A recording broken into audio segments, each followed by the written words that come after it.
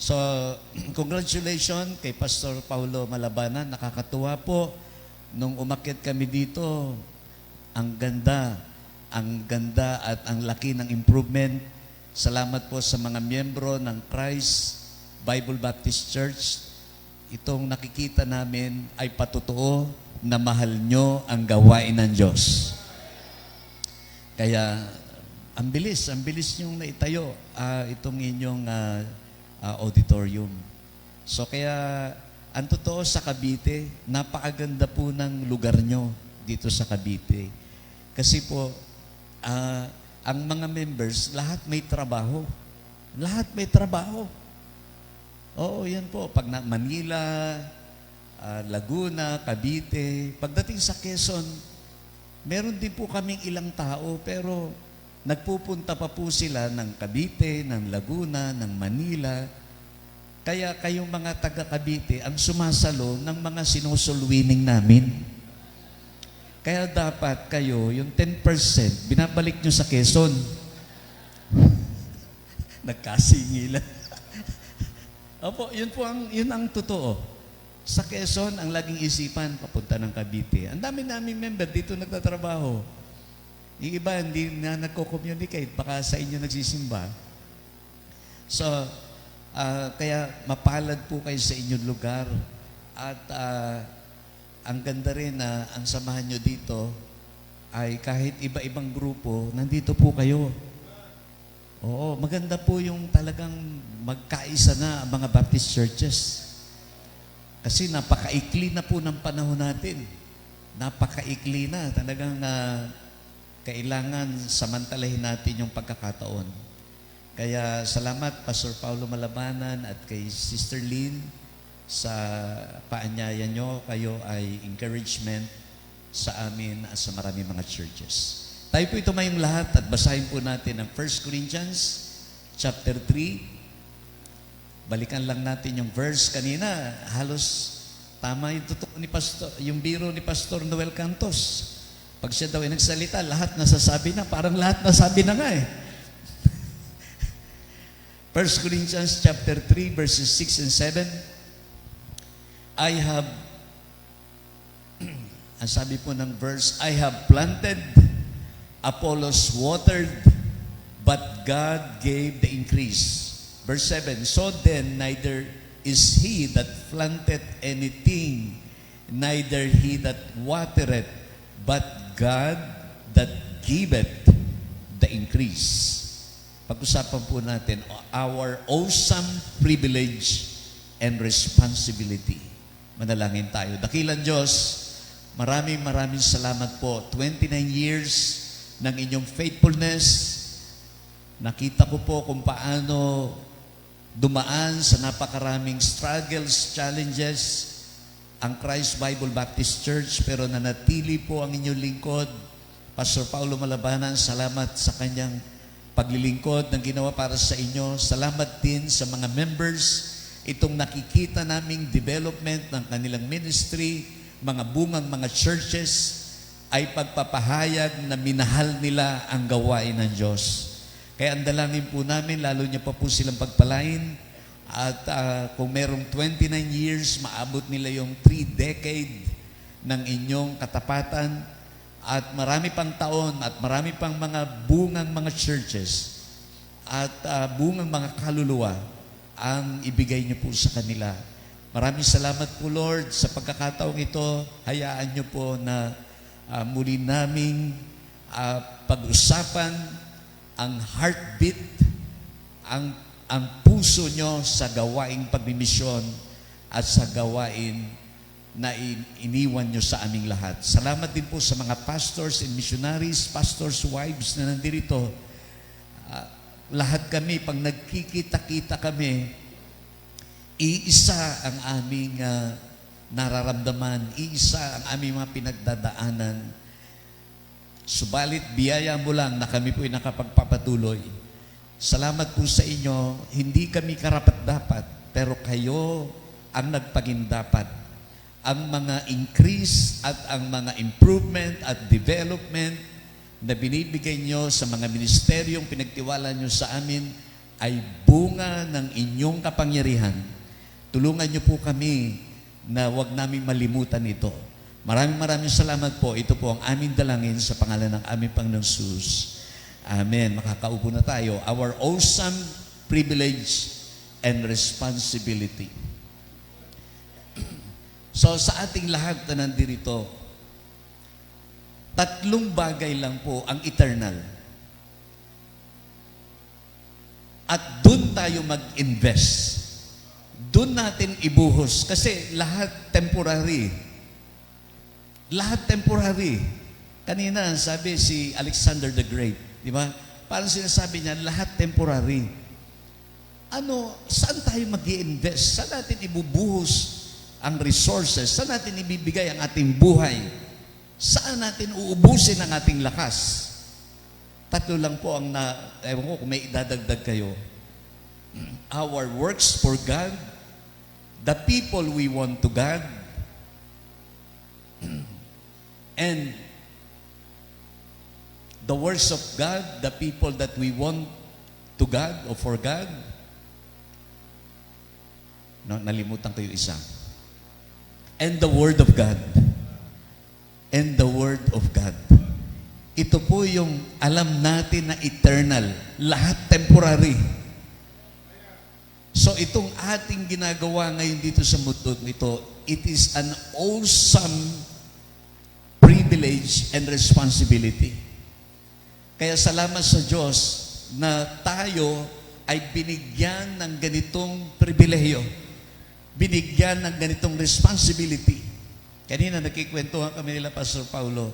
Pagbutihin na natin, tinawag na rin lamang tayo ng Panginoon di pagbutihin na natin ang gawain ng Diyos.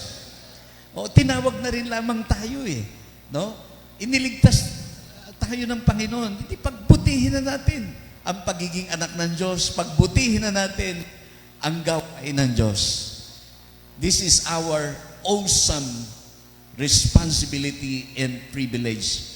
Kaya sabi ng Bible, I have planted, sabi ni Apostle Paul, Apollos watered. So makikita natin yung partnership. Kaya importante po yung partnership. Mga pastor, importante na tayo ay magkakaibigan. Importante yung teamwork. I have planted, Apollos watered. Kami ang nag-win doon sa Quezon Province, tumawid sa Cavite at Laguna. Sa inyo, nag-offering. Di ba? Ha? Oo, kay Pastor Vic nag-offering. Ay, congratulations kay Pastor Vic. Nagamit na pala niya yung basketball court niyo. Kaya nakakatuwa. Na-invite niya po ako doon. Magkano yung commitment niyo nung nakaraan, Pastor? Pero yung commitment, nasa 1.8, di ba? 1.8 million. Isipin nyo, may isang member sila, nag-commit, 1 million nga. Yung commitment. May member, isang member, 1 million ang commitment. Parang more than 2 million, Pastor, ang commitment nyo . So, isang member yon. Sana makilala natin yon. You know? Galing Quezon, Isang member, sabi ko, binibilang yung commitment. 10,000, 5,000. Aba, may pumitik doon sa 1 million. Sabi ko, wow, pinagpala ng Diyos. So, I have planted, Apollos watered, but God. Hindi pwedeng wala ang Diyos. Hindi natin kaya na tayo lang. Talagang hindi pwedeng tayo lang. Hindi pwedeng tayo lang. I have planted, Apollos watered, but God. Yun po ang pinakamabigat doon, but God. Kaya privilege lang po sa ating lahat na tayo ay nasa gawain ng Diyos. Privilege. Napakapalad natin na tayo ay inilagay ng Diyos sa Kanyang ministry. We are partners with God. Tayo ay magkakapartner So tama yung sinabi ng Romans chapter 1. Puntahan lang po natin, Romans 1:14 to 16. I am a debtor both to the Greeks and to the barbarians, both to the wise and to the unwise. So as much in me is I am ready to preach the gospel. You that are at Rome also, for I am not ashamed of the gospel of Christ, for it is the power of God unto salvation to everyone that believeth, to the Jew first and also to the Greek. So makikita po natin itong mga talatang ito. Sabi niya, may utang ako. I am a debtor. May malaki akong pagkakautang. Paalala po sa atin, una, there is a debt to be paid. There is a debt to be paid. Meron tayong utang. Meron tayong utang na dapat bayaran. Binigyan po ako ng pagkakataon na makita ang Rome ng aktual. Nakita ko po ng aktual itong sinusulatan ni Apostle Paul. Kaya sabi niya sa verse 15, so as much as in me I am ready to preach the gospel, you that are at Rome. Alam nyo, na-appreciate ko itong verse na ito nung makita ko ang Rome. Talagang old civilization. Ang Rome ay old civilization. Na gumawa yung mga tao nung panahon yan, panahon ni Constantine the Great. Si Constantine the Great. Nandun yung malaking statue ni Constantine the Great. Siguro yung statue niya, pamula dito, isa't kalahati pang building na ganyan, na hawak-hawak ni Constantine the Great yung mundo. So sabi ko, talagang itong si Apostle Paul ay napakatapang na missionary. Kasi magugulat ka, yung mga poste nung unang panahon, nandun pa yung mga remains. Mga remains. Panahon ni Apostle Paul, nandun pa yung mga remains. Ang lalaki ng poste. Sabi ko, paano nila tinayo yun? Wala pang crane. So makikita mo na ang Roman Empire during that time, sila ang superpower. Superpower. Nandun pa yung old civilization. Kaya sabi niya, I am a debtor. May utang ako. Tinawid po niya ang Rome. Kaya sabi ko doon sa Italian taxi driver, sabi ko, bakit yung Vatican ipinangalan nyo kay St. Peter? Bakit nyo tinawag na St. Peter Cathedral? Hindi naman nakatungtong si Apostle Peter sa Rome. Kasi sinasaway nga niya si Apostol Pablo, wag na tayong tumawid doon. Sa mga Hudyo lang tayo. Sabi ko, dapat hindi yan St. Peter Cathedral, dapat St. Paul Cathedral yan. Sabi ng Italian, you have the point. Nakapuntos din eh. No? So yung Vatican, pag makikita po nyo, parang sila ang totoo.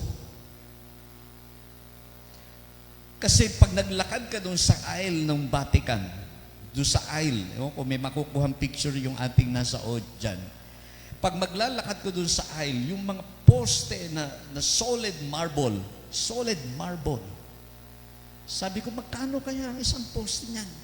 Sabi ng isang pastor na matagal na ron, 30 years na doon, Pastor Arnold Julian, parang kamag-anak mo yun, Pastor, nandun sa Rome. 30 years na siya doon. At may 25 years sa church. So, sabi niya, Pastor, tingin ko, yung isang poste na yan, baka mga 10 to 20 million yan. Sabi ko, poste. Na libo na mga poste na nakapalikot doon sa Vatican. Pag tumingin ka sa kanila mga structure, talagang nandun, may mga drawing ang ceiling, may mga curve, may mga gold. Sa atin, mga Baptist churches, pag tumingala ka Parang may butas ang yero, pastor. Parang hindi tayo totoo. Pero si Apostle Paul, sabi niya, I am a debtor. Kahit na kayo ang superpower, kahit na kayo ang pinakamayaman, kahit na kayo ang pinakamakapangyarihan, pupunta ako sa inyo. Kaya kung si Apostle Paul po ay nabubuhay sa ating kapanahunan, siya ang pupunta kay Xi Jinping. Siya ang pupunta kay Vladimir Putin. Siya ang pupunta kay sino yung sa North Korea? Hindi si Xi Jinping. Kim Jong-un. O yun. Kung buhay si Apostle Paul, sabi niya, I am a debtor. Nakahanda akong pumunta dyan. Kaya sa ating mga missionaries na nandito, salamat sa biyaya ng Diyos. Binigyan kayo ng tapang, may pupunta ng Japan, may pupunta sa iba-ibang lugar. So meron tayong responsibility, mga pastor, dikit-dikit na kayo, mga taga-Cavite, pakitaas nga po ng kamay ng taga-Cavite. Kayo'y dikit-dikit na dito. Tumawid kayo ng Asia. Tumawid kayo ng ibang bansa. Dikit-dikit kayo tayo dito. Dito sa Quezon, malapit na rin kaming magdikit-dikit. Dikit-dikit tayo dito. Minsan nag-aagawan pa ng members. Pag tumawid po kayo, Vietnam, Thailand, Cambodia, ano pa yan, Laos, Myanmar, tumawid kayo. Iilan ang Baptist Church sa Vietnam? More than 100 million ang population. Ang pastor na kagaya natin, ang conviction, wala pang 50. Wala pang 50 pastor at missionary ang nag-i-evangelize ng 100 million sa Vietnam. Ilan ang pastor dito sa Dasmariñas? 130. Magpadala po kayo ng missionary. Lahat po ng gising say amen. Opo, nakikita ko yung mga pastor na nagpupunta sa Vietnam, mabe-burden po kayo. Tumawid kayo ng mga bansa, mabe-burden po kayo. Tumawid kayo ng Europe. Ang Europe po is more than 30 countries. Pag meron kang Schengen visa, mapapasok mo na yan. Switzerland, Germany, Paris, France. Tawid-tawid ka dyan. Ang daming Pilipino. Ang daming Pilipino na pwedeng masave. I am a debtor. There is a debt to be paid. Mga kapatid, ang laki ng pribilehiyo at responsibilidad na ibinigay ng Diyos sa atin. At tayo mga Pilipino, binigyan tayo ng kakayanan ng Diyos na makapag-communicate sa iba't ibang uri ng tao sa buong mundo. Talented ang mga Pilipino. Ewan ko, kakaiba tayo eh. Yang katabi mong yan, talentado. Talentado yan. May talent tayo na galing sa Diyos. Iba ang Pilipino. Although ako'y lagi napapagkamala na, Chinese ka ba, pastor? Contractor ka ba, pastor? Pastor Conway, hindi po ako contractor. Di ba? Hong Kong, si Pastor Errol doon, ilang taon po kayo doon sa Hong Kong? Ilang taon ka na nagpapastor? 25. Nakapunta pa po ako doon ang sinisimulan. Si Pastor Conway, pinadala po ako doon. 25 years ago. Yung unang taon kami ang pupunta doon. Sila Rico, ako. Ito si Rico naman ay sobrang excited, pati passport pinamimigay. Napasama sa pamimigay ng trucks. Hindi nakauwi. Sabi ko, bakit naman pati passport may pinamigay mo doon sa mga incheck? Ayun, hindi nakauwi. Imagine kung hindi humakbang ang Christ Baptist Church. Di walang kawain doon sa Hong Kong. There is debt to be paid. Ang daming pwede nating magawa sa ating kapanahunan. Another thing, there is duty to be performed. There is duty. there is debt to be paid and there is duty to be performed. Meron tayong dapat i-perform na duty sa ating mga manggagawa. Manalangin tayo na mga anak ng mga churches. Ito po ang nakita ko. Pag minahal natin yung heartbeat ng ating Panginoon Kristo, pagpapalain ng Diyos ang ating mga simbahan. Gusto nyo ng pagpapala, mahalin natin yung malapit sa puso ng ating Panginoon Kristo. Mission, outreaches. Yan ang mahal ng Panginoon. Pag pumukus tayo dyan, nag-invest tayo dyan, bubuhos po ang pagpapala sa ating mga simbahan. Opo, ako po ay nakaranas niyan. Antayabas po. Meron kaming ilang mga tao, meron kaming ilang mga member, pero wala pong trabaho. Ang majority sa kanila. Pero ako po ay namamangha sa binigay ng Diyos. Hindi 4 story, 3.5 pa lang, 3.5 pa lang. Kasi manghihingi pa ako sa iyo dun sa kalahati ng 4th floor. Binigyan po kami doon ng 4 story. Yun ang target. At yung pinakang roof deck, parang magiging PIP, bububungan namin. Wala pong trabaho mga tao doon. Iilan ang may trabaho doon. Pero dahil minahal ang mission, ang Diyos ang nagpapala sa ating simbahan. Habang ginagawa natin yung mission, habang ginagawa natin yung duty, ang Diyos ang nagpapala. There is a duty to be performed and we need to continue to perform dyan sa duty na ibinigay ng Diyos sa atin. Kaya, tinawag tayo ng Panginoon para gawin ito. Another thing, there is a direction to be pursued. Meron tayong direksyon na dapat nating ipagpatuloy. Our path is clear to go into all the world, and the Great Commission provides both our mission and method for fulfilling God's purposes. Meron tayong direksyon na dapat ipagpatuloy. Kaya merong missions conference. Kaya pinag-i-invest tayo sa pagtatayo ng mga gawain. Salamat sa biyaya ng Diyos. Pero nakita natin dun sa verse na ating binasa kanina, I have planted, Apollos watered, but God gave the increase. We need to recognize that there are physical responsibilities to the growth of the church that God expects us to do. Meron tayong physical responsibility. Kanina, responsibilidad natin na tayo ay mag-invest. Meron tayong physical responsibilities. There is something we can do. It is something that God expects us to do. Diba? Sabi niya, I have planted, Apollos watered, but God, meron tayong physical responsibilities na dapat gampanan.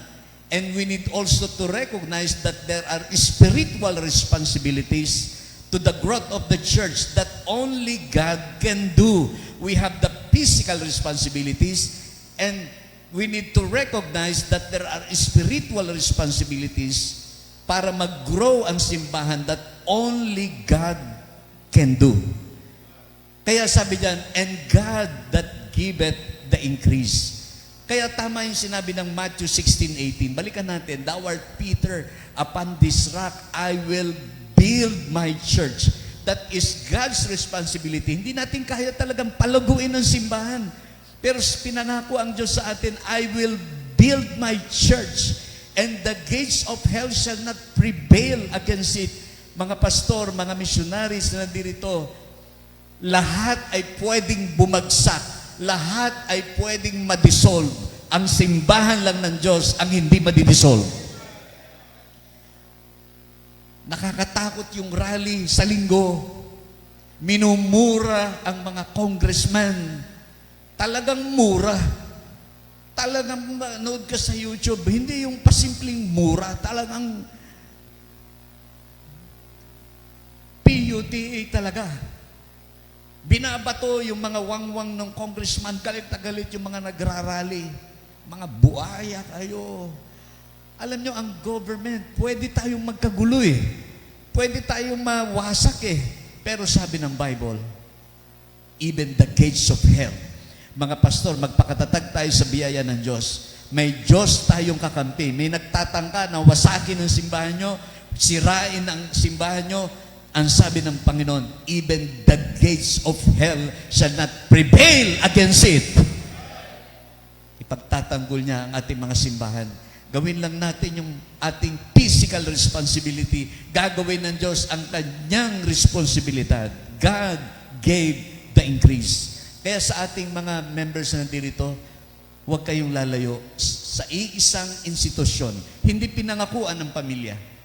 Hindi pinangakuan ang government that the gates of hell shall not prevail against it. Ang church lang ang pinangakuan ng even the gates of hell shall not prevail against it. Mga pastor, napakapalad natin. Hindi babagsak ang mga simbahang ipinagtiwala ng Diyos sa atin. Aminin natin, ang dami nating pagbagsak. Ba't nakatayo ang simbahan? Yung mga anak natin, na-offend yung ibang mga member. Bakit nakatayo ang simbahan? Ang daming pagkakataon, na-offend ang mga member sa misis natin. Na-offend din tayo sa mga member natin. Pero bakit nakatayo pa rin tayo? Dahil sa Matthew 16:18, even the gates of hell shall not prevail. Mga pastor, huwag kayong matakot. May pangako ang Diyos sa atin. At wala ba kayo napapansin, ang haba ng pangunawa ng Diyos sa atin? Alam naman natin, hindi naman tayo deserve. Alam natin, ang dami natin pagkukulang. Pero tingnan nyo, yung simbahan ng Panginoon, nagpapatuloy. Nahihiya na nga. Minsan nahihiya akong mag-preach eh. Sabi ko, Lord, biyaya mo lang talaga. Kaya talagang tayong lahat, masasabi nating, biyaya lang ng Diyos ang lahat. It is our greatest and awesome privilege and responsibility. Kaya sa ating lahat, dumarating yung matitinding problema. Kaya sa atin, may paalala ang Diyos sa atin. Ephesians 5:15-17. Then see then that you walk circumspectly, not as fools but as wise, redeeming the time because the days are evil. Therefore, be not unwise, but understanding what the will of the Lord is, and be not drunk with wine wherein is excess, but be filled with the Spirit. Mga kapatid, ang panahon natin napakaikli na. I-maximize natin ang lahat ng pagkakataon. Kaya sabi dyan sa verse 15, binanggit dyan yung salitang, walk circumspectly. Ito yung ating responsibilidad. Ingatan po natin ang testimony natin. Mga mananampalataya, ingatan natin ang testimony natin. Amen?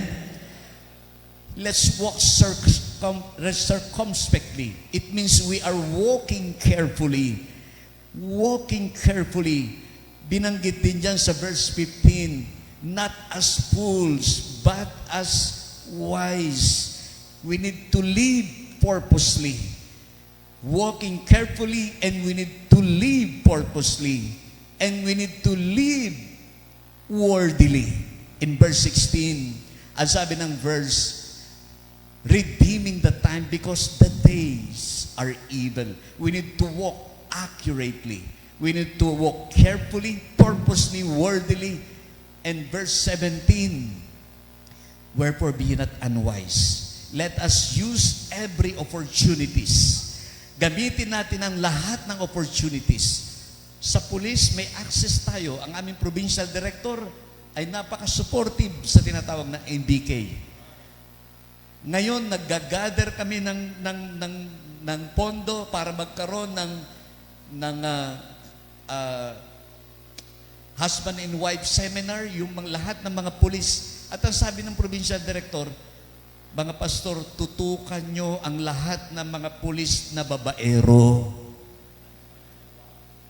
Sabi ko, paano kaya hepe yung mga pastor na babaero? Wala naman, ano? Sa Cavite, wala naman, ano? Wala, ano? Wala, ano? Sa Quezon ba, Pastor Joe, meron o wala? Wala. Meron din pala.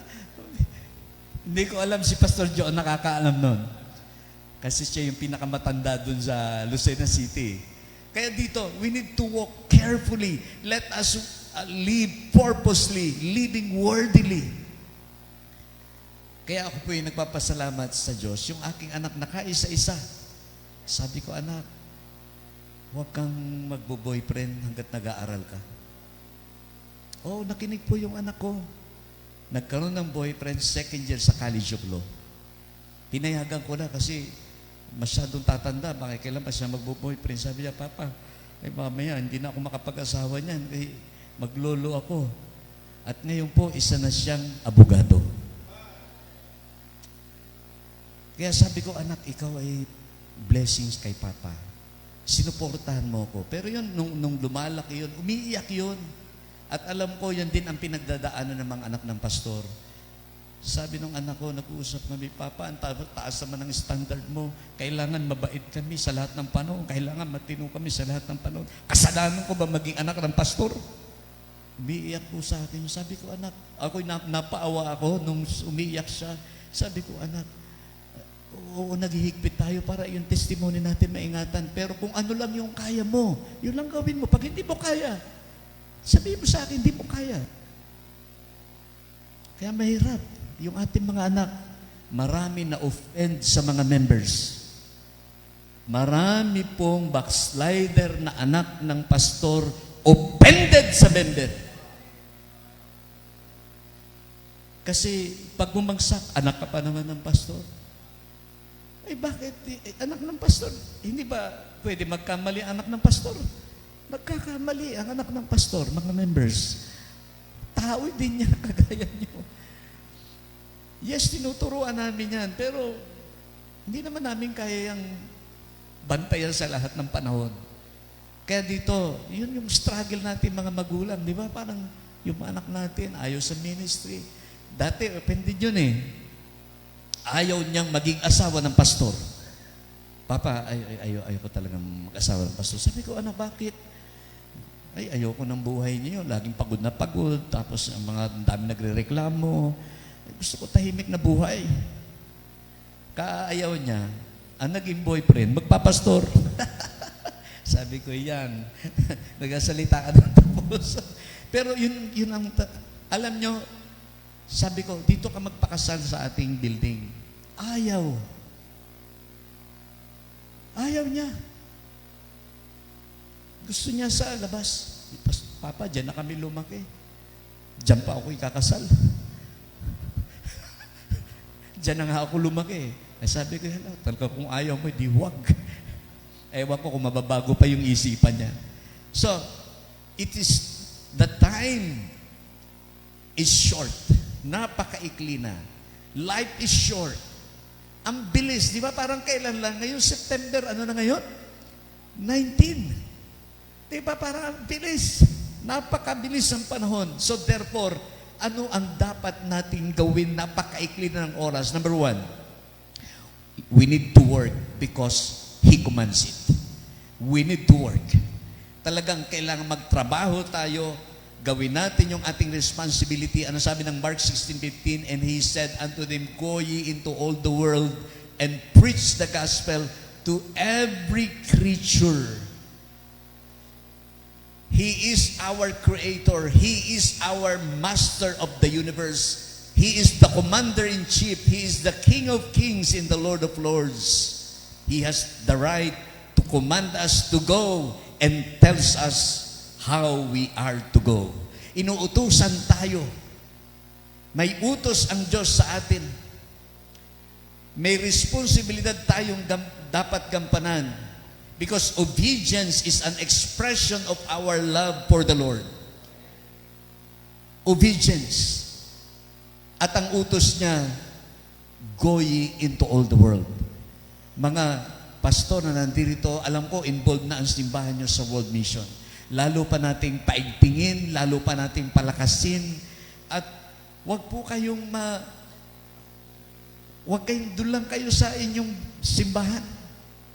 Lumabas po kayo from time to time. Mga members, bigyan nyo ng ticket para makatawid ng ibang bansa ang inyong pastor. Bilhan nyo ng ticket. Nung nakarang anniversary namin, nagregalo ang church, 250,000. Hanggang ngayon, hindi ko pa nai-encash. Kasi ginamit sa tiles. Ay, cheque binigay sa akin. Cheque. Sabi ko, pag iningkas ko ito, wala tayong pambilin tiles. So, ongoing po, nagta-tiles. But, we need to work because He commands it. Siya ang nag-utos.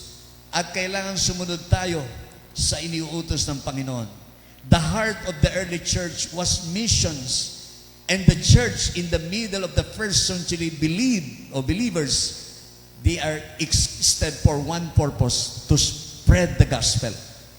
Yan po ang ating responsibilidad, to spread the gospel. Kaya,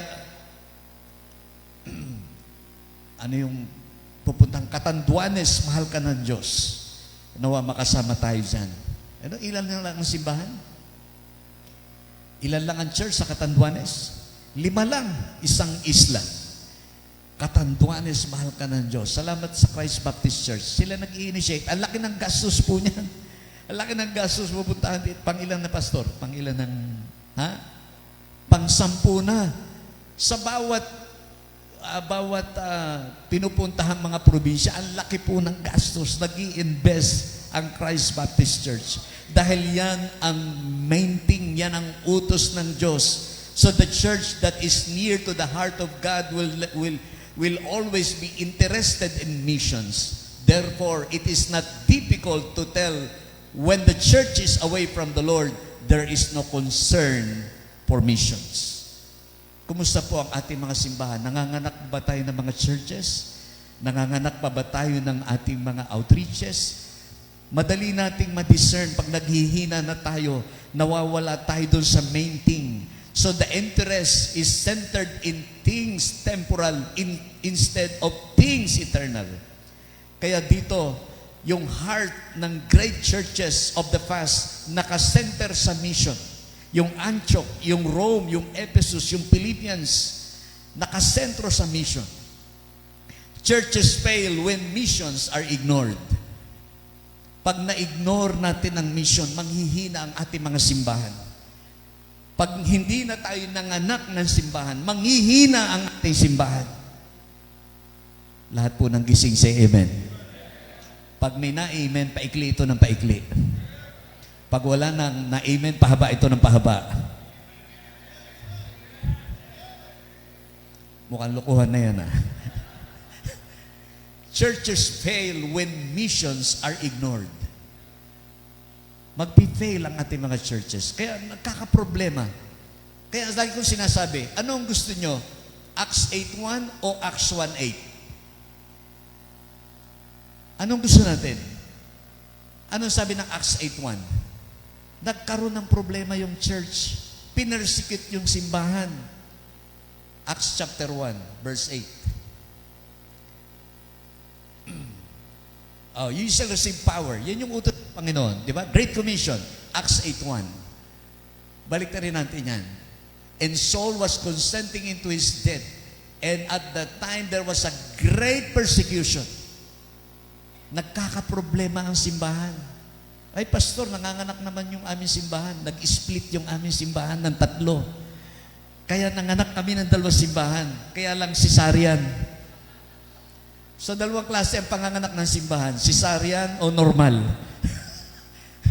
Dumami yung church doon sa area kasi nag-split. O, dumami nga naman yung church. Di ba? Pastor, Great Commission yon. Nagkakaproblema. Mga kapatid, alam nyo, pag meron po sa loob ng simbahan, nakita nyo leader na, i-send out na ninyo. Magkikreate ng problema sa loob yan. Alam nyo, may calling. Of course, kailangan hinog. Kailangan hinog siyempre. Pero yung attitude niya hindi tama. Medyo iayos natin. Kaya, churches fail when missions are ignored. Amen? Magpi-fail ang ating mga simbahan. Kaya salamat sa biyaya ng Diyos. Kaya tama yung sinabi ng Ephesians 3:20. Now unto Him that is able to do exceeding abundantly above all that we ask or think according to the power that worketh in us. Talagang may power ang church. Ang church na ibinigay ng Diyos may kapangyarihan. Ito'y isang movement. Talagang kahit mga leaders ng community, Magugulat sila. O kailangan lang talaga alam natin paano mag-connect. Kaya yun pong naging mayor namin ngayon, no? Di umano, mga chismis, na kasama ni Atong Ang. Kinumpronta ko siya. Sabi ko, Mayor, kasama ka raw ni Atong Ang. Ang lakas ng loob ko eh. O, ini-invite niya ako na sa kanyang office o sa kanyang patawag na meeting, hindi ako pumunta. Sabi ko, ba't ako pupunta? Nagdahilan ako. Sabi ko, Mayor, kayo po ay ini-invite ko sa aking opisina. Pinapunta ko, kinumpronta ko. Nagpapaliwanag sa akin. Pero winitnessan ko, nang talagang yung witness na, kaming dalawa lang. At nung siya'y nanalo at inauguration niya, in-invite ako mag-pray. Ako lang yung pastor na in-invite niya. Siguro, nakita niya, naramdaman niya, na mahal ko siya. Winitisan ko sa office, heart to heart. Na di umano, sabi ko, Mayor, involved ka raw sa ganito. Ikaw daw ay ganito ang ginagawa mo. Sabi niya, Pastor, ganito yan. Paliwanag. So, then, sabi ko sa kanya, kaya ako tinanong Mayor, mahal kita eh. Gusto ko mabago ang buhay mo. Hindi mo kayang pamahalaan itong Tayabas City pag wala ang Diyos sa buhay mo.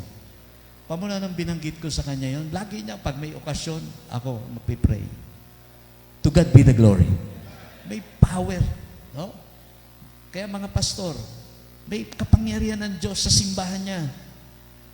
Mataas po ang respeto nila sa ating mga churches. Iba ang tingin nila. Kaya huwag kayong matakot na lumapit, makipag-usap, makipagtalakayan. Huwag po kayong matakot. May kaluluwa yung mga yan. Lahat ng opportunity, gamitin natin.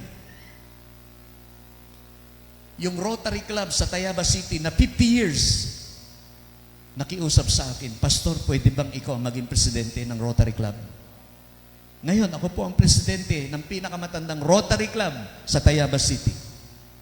50 years, Rotary Club. Sabi ko, Pastor ako, ang dami kong ginagawa. Hindi, Pastor, okay lang. Isingit-singit mo lang sa mga oras mo. Ako po ngayon ang presidente. At dahil ako ang presidente ng Rotary Club of Tayabas, pumayag yung Luis Palad National High School na binigyan ako ng dangal ng Luis Palad National High School. Yung sinasabi ni Pastor. Sabi niya, Pastor, gusto namin ibigay sa inyo ang pagtuturo ng values sa 6,000 high schoolers. Next month, magpipirmahan po ng MOA para tayo ang humawak ng values. Dahil nakita nila, ay, presidente po pala kayo ng Rotary Club. Ay, hindi naman mag-evangelize ang Rotary Club doon. Ang mag-i-evangelize doon ay ako at mga members. Kaya lahat ng opportunity gamitin natin. Ma-reach out natin ng community by the grace of God.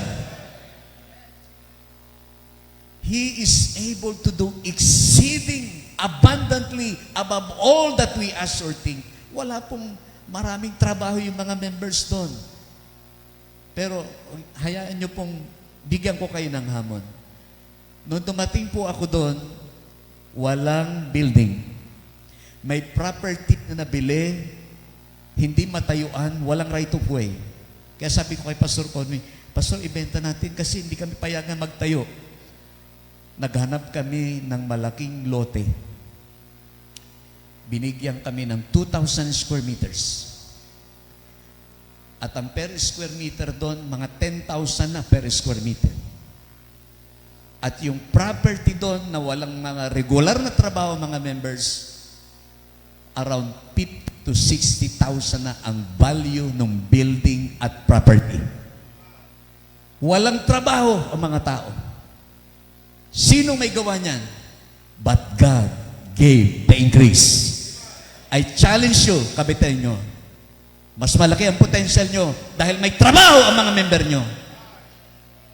I challenge you. Bakit hindi nyo gawin sa inyong area? Apollos watered. Paul planted, Apollos watered, but God, ang Diyos po ay makapangyarihan sa lahat. Gawin lang natin ang ating responsibilidad. Ang Diyos ay may kakayanan. There is no problem that God cannot solve. There is no promise that God cannot keep. There is no pain that God cannot comfort. There is no fact that God cannot guard. There is no person that God cannot save. And there is no prayer that God cannot answer. Ang Diyos ay makapangyarihan sa lahat. Pangalawa, we need to work because the need is great. We need to work because the need is great. Go ye into all the world. Say not ye that there are 4 months, and then cometh harvest. Behold, I say unto you, lift up your eyes and look on the fields, for they are white and already to harvest. Alam nyo, lalo na dito sa Cavite, hinog na hinog po ang lugar nyo. Hinog na hinog po. Laguna, Cavite, Rizal. Tapos ay malalayo pa yung iba, maliliit pa yung mga churches kasi nga mahirap ang buhay. Dahil nga yung mga miyembro pumupunta dito sa Cavite at inyo nag-o-offering.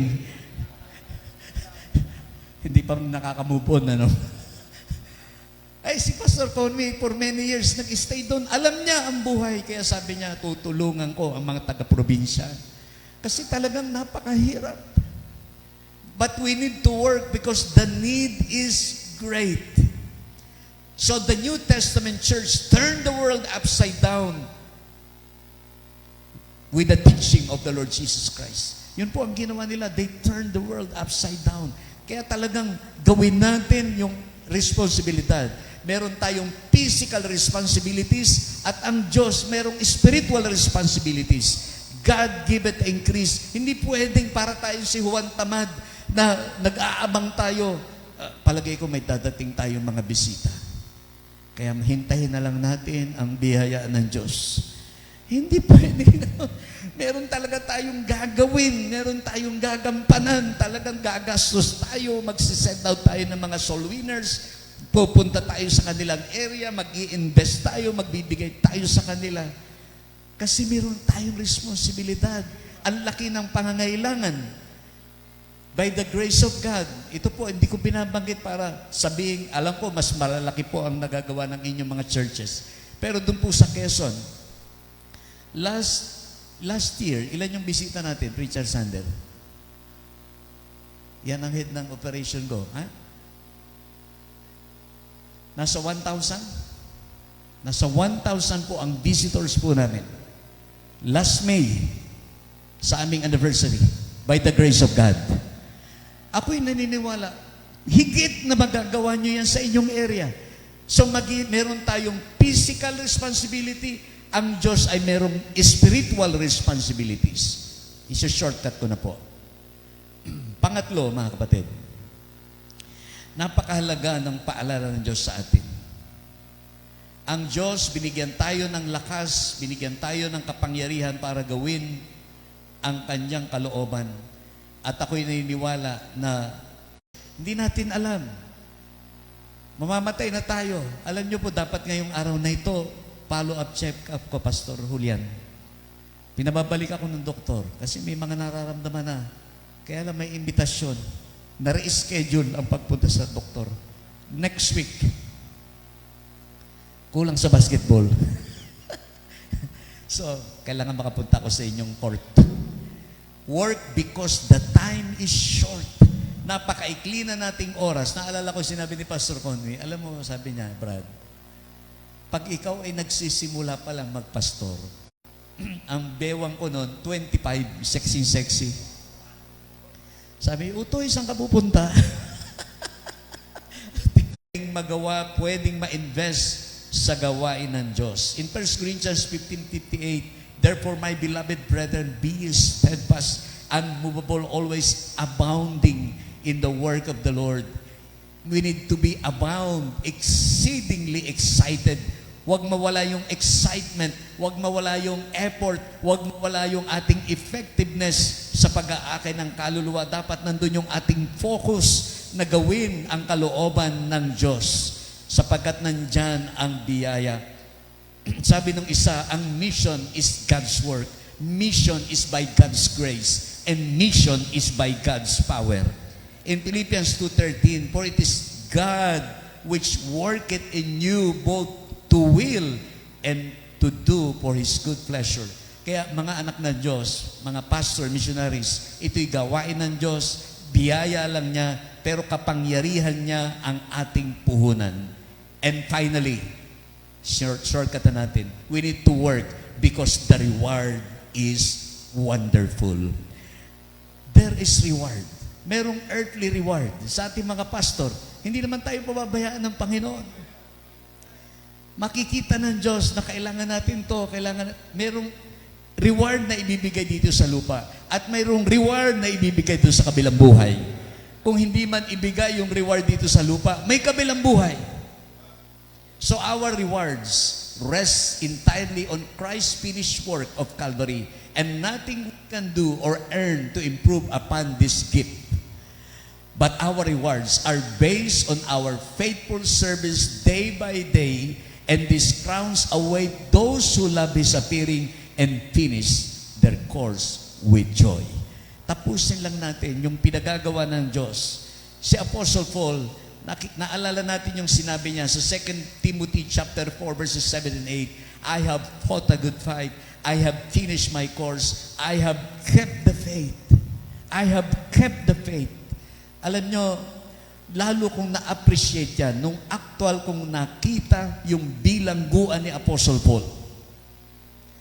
Lalo kong na-appreciate yung verse, I have fought a good fight. Nakita ko po yung bilangguan niya. Ang bilangguan po niya, ito yung flooring. Flooring. Ang bilangguan niya nasa ground floor. Ang nasa isip natin, yung bilangguan niya, pagpasok mong ganyan, may rehas. Hindi po ganyan ang bilangguan ni Apostle Paul. Ang bilangguan po ay nasa ilalim. Bababa ka, may hagdan. At napakalamig. At nandun sa para may tombstone doon, na may nakasama si Apostle Paul. Doon sila, sabi nung tour guide, doon sila dumudumi, doon sila kumakain. Walang CR. Walang CR. Kaya nung pumasok ako doon sa loob, parang napaiyak ako eh. Sabi ko, hindi pala biro ang ginawa ni Apostle Paul. Ang lamig, nakatatlo na yung jacket ko. Ang tanong ko, may kumot kaya si Apostle Paul? Sa sobrang galit sa kanya ng Roman Empire, wala kang karapatang mamatay sa loob ng Rome.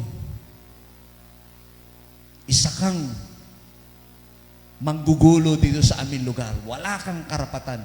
Itinapon po siya sa labas ng city. Nagbiyahe kami, ang layo. Wala siya dun sa old city.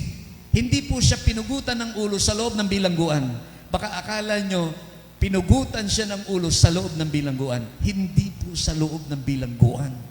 Itinapon siya sa labas ng city dahil wala kang karapatan na mamatay sa loob ng Rome. Doon ka sa labas. Doon siya pinugutan ng ulo. At ayon doon sa ilang matatagal ng pastor doon, at sa kwento-kwento ng mga natagaron, ang pinangputol sa kanya, matalas na bato, na dahang-dahang ginigilit ang kanyang leeg. Hindi yung guillotine na ganun, na hindi, dahan-dahan siyang pinapatay. Ano pa nga doon, saan gumulong yung ulo ni Apostle Paul. Hindi ko alam kung kwento na lang nila yun o ano. Pero sabi, dito gumulong, nakatatlong gulong. At yung catacombs na binabasa ng ating mga estudyante sa ACE, ang daming catacombs doon sa Rome, sa Italy, na talagang ang sementeryo nasa ilalim ng lupa, kaya ang bilangguan nasa ilalim ng lupa. Kaya ngayon pag binabasa ko, napipil ko yung I have fought a good fight. I have finished my course. I have kept the faith. Naiyak po ako doon sa loob ng bilangguan. Sabi ko, Nakakahiya pala kami. Ano bang hirap ng sakripisyong ginawa namin? Na parang nagrereklamo na agad kami. In verse 8, henceforth there is laid up for me a crown of righteousness, which the Lord, the righteous judge, shall give me in that day, and not to me only, but unto all them also that love His appearing. Mga kapatid, He is a faithful follower of the Lord Jesus Christ. He endured hardness. Nandun yung kanyang patience. Priority niya, naging practice niya na paglingkuran ng ang Panginoon. Alam niya paano gamitin ang salita ng Diyos. He is so familiar. He is a fighter. He is determined. He is driven. And He is dedicated. And He is a finisher. He is a faithful finisher. He has resolved. He has a reason why does the good soldier endure hardship. Mga kapatid, stay in the fight. Follow our Commander-in-Chief, our Lord Jesus Christ, because He has reward. Every deed will be rewarded but by our Commander-in-Chief.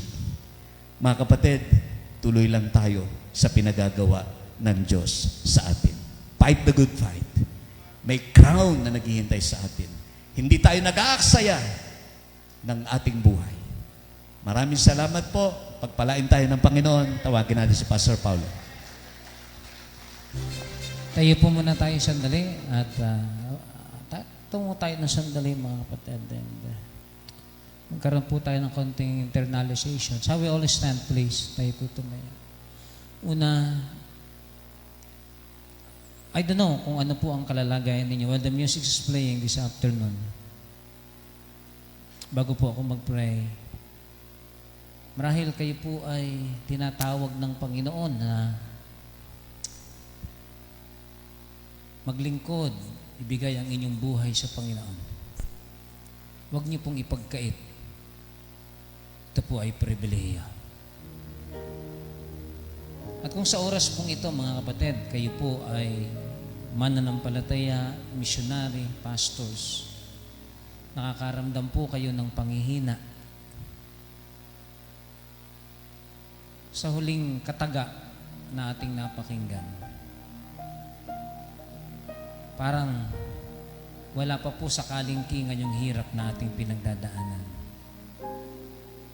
And yet, minsan gusto na po nating sumuko. Personally, how many times na sinabi ko, Lord, it's enough.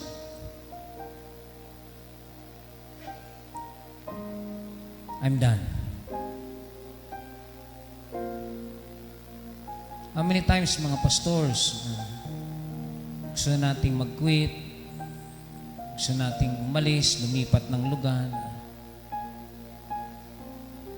because we struggle spiritually, financially, and sometimes relationally, hindi maintindihan ng ating pamilya, ating personal, ng ating asawa, ang buhay na ating dinadaanan. Tonight, isang dakilang pagkakataon at pribileyo na siya ating paglingkuran. Huwag po tayong sumuko. Tuloy lang. Tuloy lang. May magandang plano ang Panginoon sa buhay natin. May inihanda siya. Nung si Elijah po ay nasa loob ng kuweba,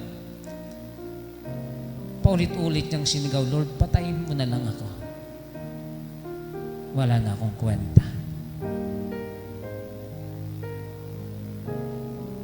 At sa maliit na tinig ng ating Panginoon, sinabi niya, anak, may plano pa ako sa iyo.